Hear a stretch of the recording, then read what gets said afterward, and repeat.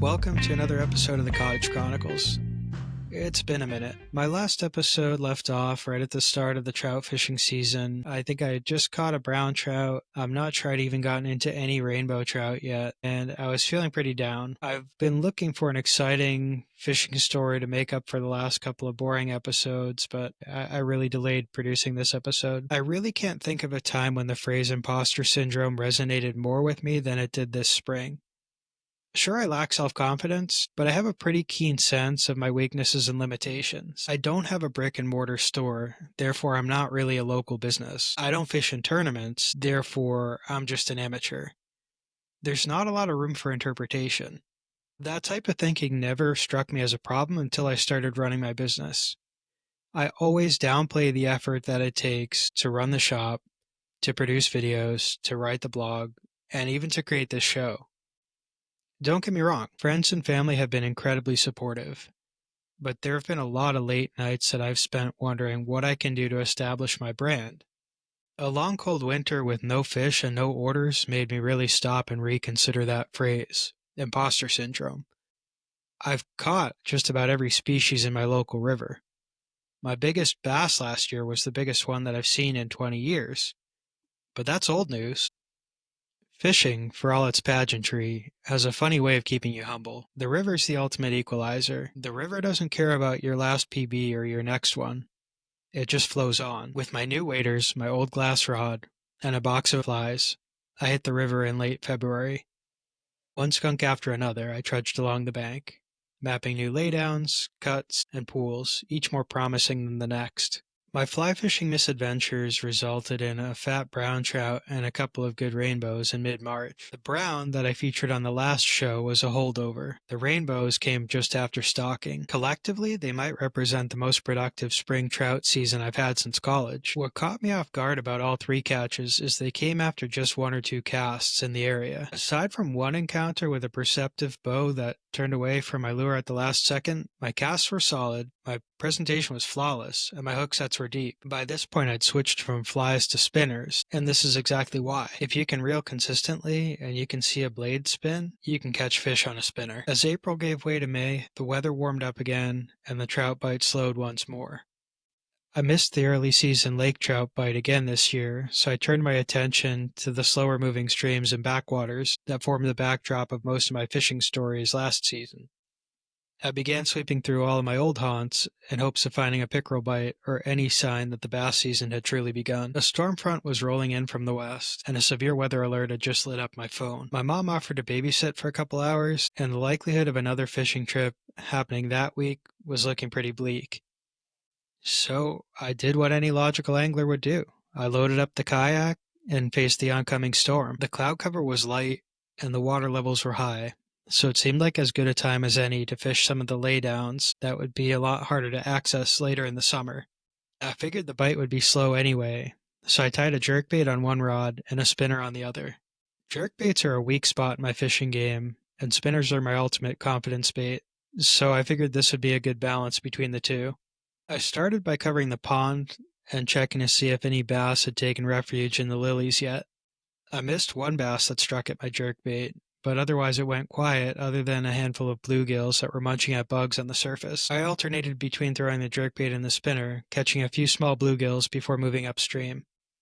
After a brief detour by the frog ponds, I stopped by the pickerel weed for a few casts. There was no pickerel weed yet, but I thought there might be a willing pickerel who'd be interested in the flash of a spinner blade or even a small jerkbait presented to look like a perch. No such luck, but there's a reason that I focused on perch-sized presentations. They are among the most common species in that part of the river, outnumbering even the bluegill. As it turns out, they also like jerkbaits. No surprise considering they like anything that'll fit inside their greedy little mouths. A couple perch later, and I paddled on. The next stop was only a few yards away. A well-aimed cast could cover the distance if I wanted to, but I chose to paddle a little bit closer and drift the rest of the way. At my bow, a tree blocked most of the river. It met with a low canopy on the other side of the river to form a complete tunnel. I fished the canopy side for a few minutes before catching a small largemouth that was just barely bigger than the jerkbait. After that, I turned my attention to the laydown, which forms a cove with a nearby walnut tree. I took my first cast with a spinner and hooked up on a large pickerel that I lost right at the boat side. By my estimates, it was about 20 inches.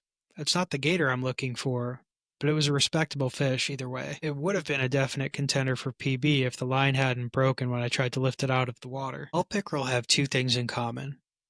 They're strong and they're fearless.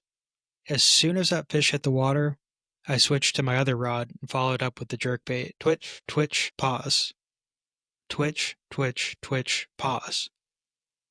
That's how they do it on YouTube, right? There was no way that this jerkbait was diving deep enough to snag on the bottom. This second fish was not playing games. It surged forward, bending my rod and testing the limits of my 15-pound test braid. A gust shoved the kayak further into the cove. Just for a second, I gave the fish some slack. A third thing that's true about pickerel is that they're fast. 1 second is all they need to turn the tide of the battle. Unfortunately for me, that's all it took for this fish to shake the hook. Moved to a spot further upstream and hooked into a small bass and a pickerel that I measured at about 17 inches. By my estimate, the first fish that I dropped had at least 3 inches on him. The second fish never surfaced, but it was even bigger. It fought twice as hard and it swam 3 times as fast.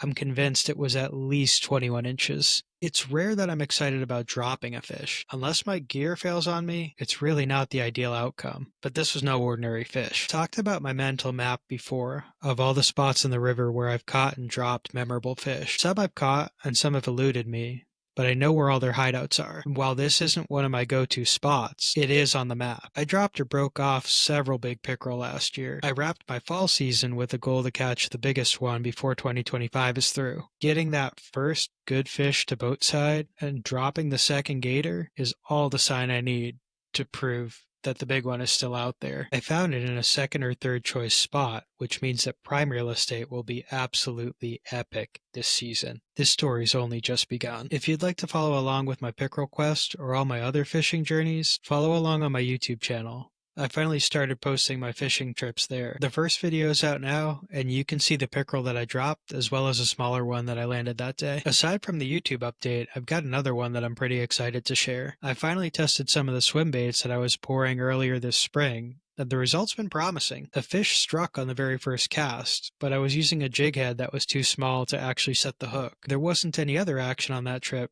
but I did have another cool encounter. I love watching birds while I fish. I was fishing from a cove that's frequented by ospreys, herons, even bald eagles. I recognize each of them by their calls, and I recognize the calls of the red-tailed hawks and many of the smaller songbirds in my area. I can't identify every call, but I'm getting better at it. As the sky darkened and the first sheets of rain came over the pond, I heard a new sound.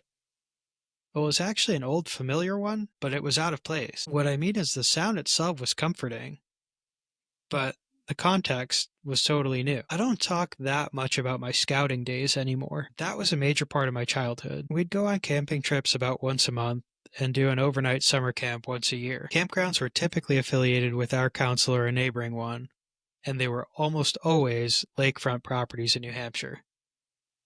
The dream. Every day at summer camp was filled with songs and chants, and at the end of the day, lights out was signaled by the bugle. Inside the muggy canvas tents, atop an old cot draped by bug netting, I listened to the last sizzling remnants of the campfire, and not the sounds of power boats or feral Cub Scouts away from their parents for the week, but the sounds of the lake's true year-round residents. Scouts, especially at summer camp, love two things: water and knots, and boating combines the two of those things perfectly. So, naturally the scout camps had boats. Cub Scouts got paddle boats, and Boy Scouts graduated to rowboats, canoes, and sailboats. Regardless of the vessel, one thing was always drilled into our heads. If you see them on the lake, stay away from the loons. The loons were the stuff of legends, like the ghosts who haunted the campsites in the wee hours of the morning, or the red efts on the scavenger hunt list. I don't think we ever actually saw them. I suppose there was some bird nerd pacing the bank with a pair of binoculars who might have scoped them out. If he was there, I never saw that guy either. Yet the loons were different. It was their songs, amplified by the quiet of the lake at night, that filled the green canvas tent as I lie awake in the muggy summer heat. It was their midday trumpeting that caused us boys to stop in our tracks, cackling with laughter as if the dining hall chow had claimed another victim. As the thunder rumbled and the storm closed in, it was this same sound that found me huddled under a pine tree, scrambling through my pack and looking for another spool of mono. The pond continues to amaze me. It was along the same banks that I saw 5 bald eagles last spring. It was the same area where I first spotted osprey on my local river, and the same area where I've battled pickerel as big as the dragons that you'd see at a Chinese New Year parade. The pond is home.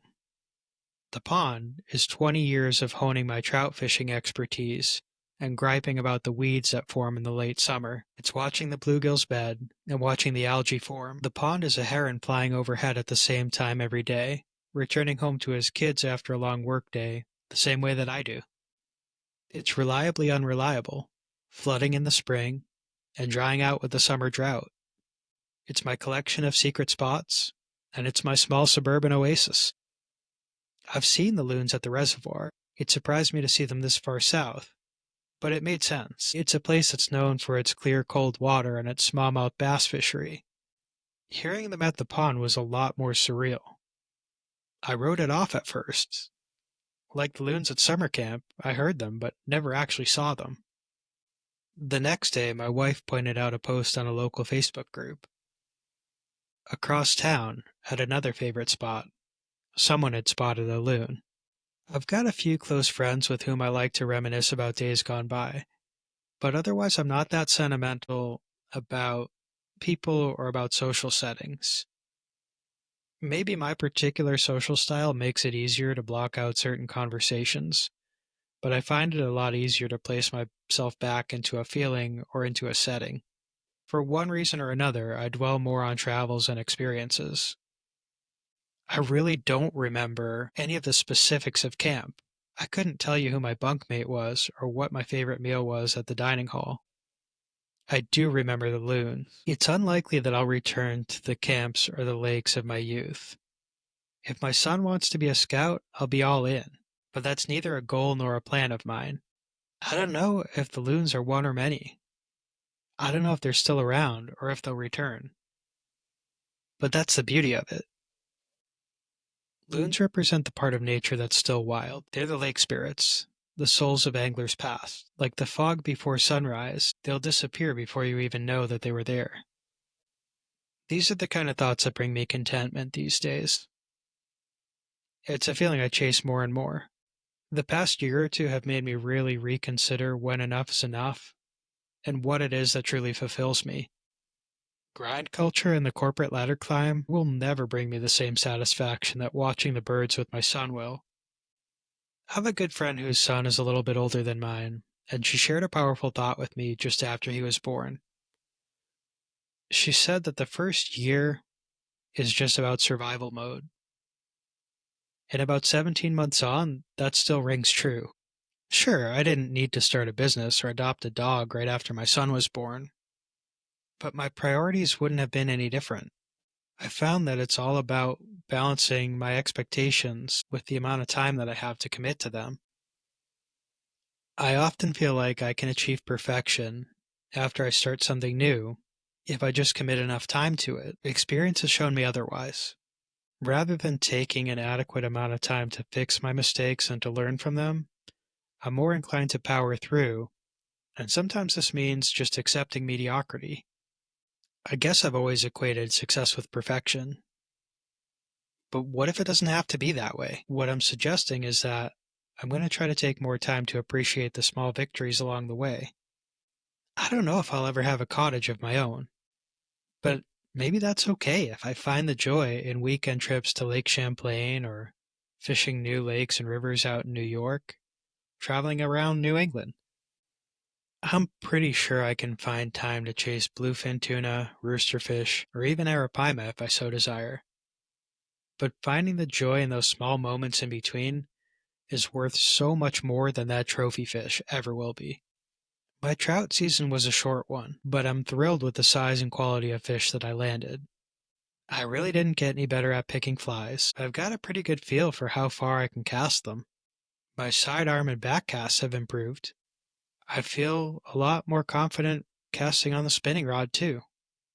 Much as I hate to say it, I've even come to appreciate braid for throwing bigger baits like jerk baits. I still have to convince myself that I'm more than just an average angler. I struggle a lot with feelings of inadequacy. When my business goes months without a sale, it hurts. However, I can outfish just about anybody else on my home waters, and I can show you how. I can tell you which fish are on each and every cove, every bed, and every laydown on the eastern side of my favorite bass pond. I can show you where the bottom transitions from sand to rock and back. I know where the thickest lily pads grow in the peak of the summertime. I take great pride in that. My favorite phrase lately has been onward and upward. So it's onward and upward for me, and the same for New Dawn Tackle Company. I've actually had a pretty good season fishing since I started writing this episode. It's part of the reason it's taken so long to produce, because I've gradually come out of a funk, and I've actually had some pretty epic catches. I spent the Memorial Day weekend in New York with my wife. We went to a cabin that my dad and my brother had stayed at last year and recommended. It was where my dad caught his first smallmouth, same weekend that I caught mine.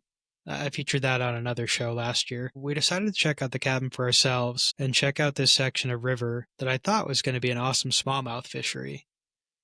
There was an island, there were some coves, all kinds of varied terrain, a big enough river for like 20 and 30-foot power boats to come through. It was a lot different than the fishing I do back home. The weather that weekend was absolutely pouring. I could not catch a break, so I decided to just take a kayak out and get in whatever fishing I could. I fished around the island, I fished around a cove. I was just getting skunked for 2 days straight. The first night, I had an experience in one of the coves that really kept me going. I was casting through some thick stem plants, not really having any bites, not seeing anything, when I started hearing these giant splashes of water, almost like a beaver's tail. And when I turned around, I saw a huge fish leaping through the air. I think it was going after small frogs, but I never was able to confirm. I paddled over and just allowed the boat to drift. I saw this silvery dorsal fin 3 yards out from the boat. I thought the fish was going to take off, but I just skidded right over it. I could feel the hull of the boat scraping on the scaly back of this fish. It was a good-sized fish. If it was a bass, it would have been an absolute monster. At least a 7-pound fish. I saw a couple of other fish leaping further out, but in a few minutes it went totally quiet, and I called it a night. The next morning, I caught another break in the rain, and I paddled back to that cove as fast as I could. I got back there with some bigger baits, brought some topwater stuff with me. As long as there was no lightning, as long as there was no tornado, I was staying in that cove and I was going to try to get a fish. I went further into the river. I crossed the channel. I went to the pond that was beyond that front cove, and I caught nothing other than weeds. I went back to the island. I dropped a smallmouth there. It fell off right at my boat side, just close enough for me to tell what it was, and then it went quiet again. I tried every lure that I could. I tried every structure that I could. I was having no luck at all. I decided I'd go back, but I would take a few casts on the way. I'd already pretty much given up on spinners, totally called it a day with the jerkbait. Was getting pretty sick of throwing plastics. So I decided to throw on a crankbait. This is a lure that I never throw. I'd never caught a fish on it before. I was just making a Hail Mary. I bombed that lure as far as I could, parallel to the bank, and I burned it back as fast as the reel would let me. A few yards out from the boat, I felt the bill of the crankbait bump off of something, so I let up a little bit. I gave it a second, I started reeling again, and I felt this weight. I could still feel whatever it was coming towards me, but there was so much drag. Not something peeling drag off of the reel, but something just creating resistance in the water.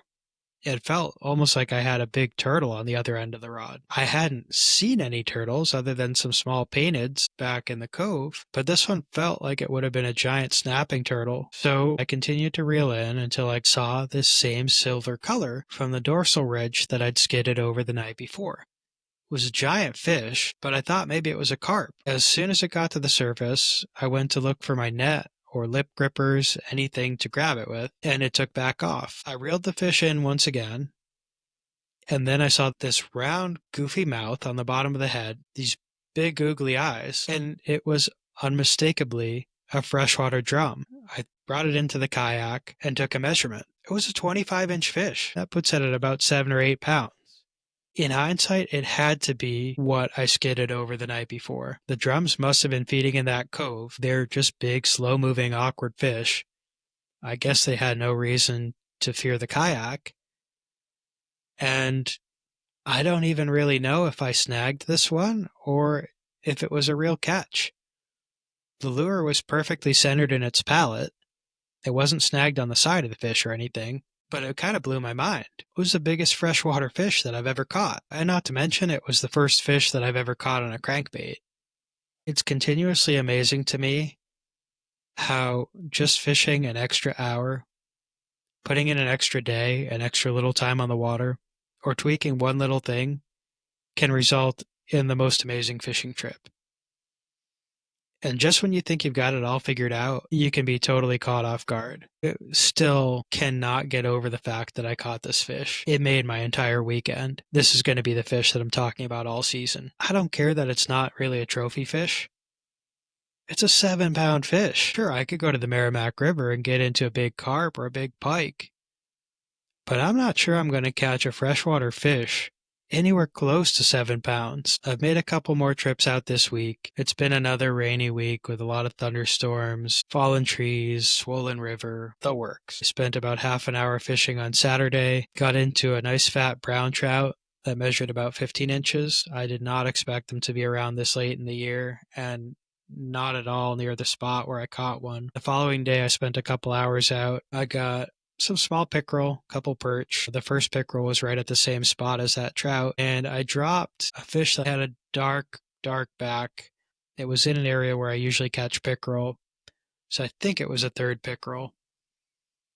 It wasn't a spectacular day fishing, but I've definitely had a lot worse days for only spending a couple hours out there, especially from the bank. I'm pretty happy with it. I guess this is obvious by this point in the show, but it was a good reminder to me. It doesn't matter if you're good or bad at fishing. It doesn't matter if you've got the right lure or not, if there's nothing there to take it. Maybe that's the case for my business too.